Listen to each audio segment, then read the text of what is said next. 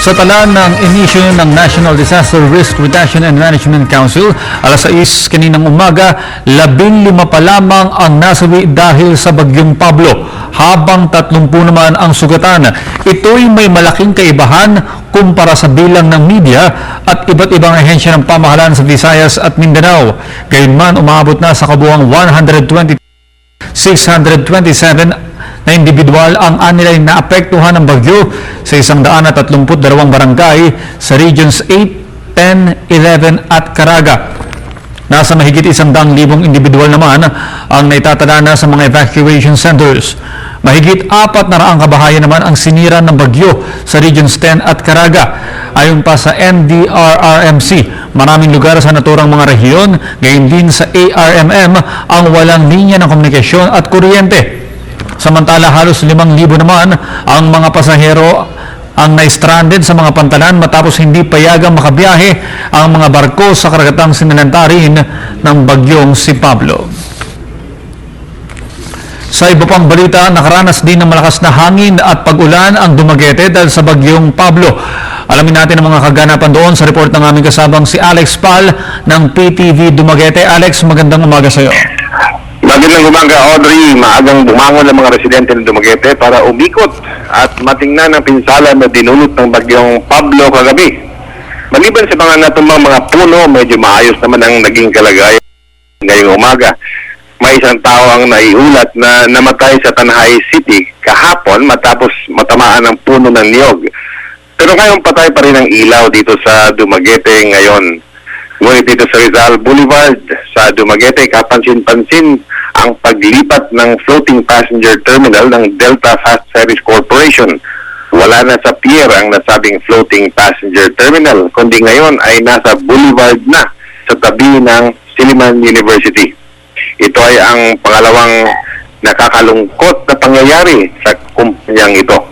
Kagabi ay naiulat din ang paglubog ng kanilang passenger boat na pinangalan ng Delta One doon sa Siquijor Island habang ito ay naghahanap ng mataguan.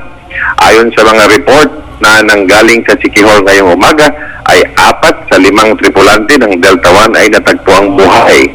Ngunit patuloy pa rin ang paghahanap ng kapitan ng barko na si Neil Abe. Inaasahang mag-meeting ngayong umaga ang Dumaguete Disaster Risk Reduction and Management Council at ang Provincial Disaster Risk Reduction and Management Council ang iba pang pinsala kung meron man ang dulot ng bagyong Pablo. Ito ang mga kaganapan sa Dumaguete at nagpapagandal ngayong isang umaga. katanungan lamang, Alex. Yes, So, Audrey. kung kahapon malakas yung hangin at pagulan dyan, ngayong umaga, ano na yung sitwasyon ng panahon ngayon dyan sa may Dumaguete? Maliban sa mga naputol na mga sanga at mga signages na tumilaog, halos walang damage ang makikita sa Dumaguete ngayon. Maagang naglibot ang mga street sweepers, mga kaminero, at nilinis ang buong lungsod para makita ng mga residente dito na isang malinis at mainit na lungsod ang Dumaguete ngayong umaga. Pero wala pa rin kuryente. Wala pa rin kasi ayon sa Negros Oriental to Electric Cooperative kagabi, hindi pa nila ibabalik ang ilaw habang may mga sanga pa na mga puno na napuputol doon pa rin sa ibang mga medyo malalayong lugar. So ibig sabihin, Alex, yung mga daanan dyan passable naman. Walang mga kabalandra mga puno o meron din? Wala nang mga puno na kabalandra dito sa mga daan. At compared sa bagyong nakaraan, yung Sindong sa isang taon nang nakalipas, ito mas maayos ang pag-prepare ng mga disaster teams ngayon at ang damage hindi ganun kalaki dahil puro hangin ang dala ng bagyong Pablo at hindi malakas ang ulan na dulot nito. Okay, so ngayon, Alex, maliwalas na yung panahon dyan? Mainit na. Lumabas na ang araw. Okay. Maraming salamat, Alex Paul ng PTV Dumaguete.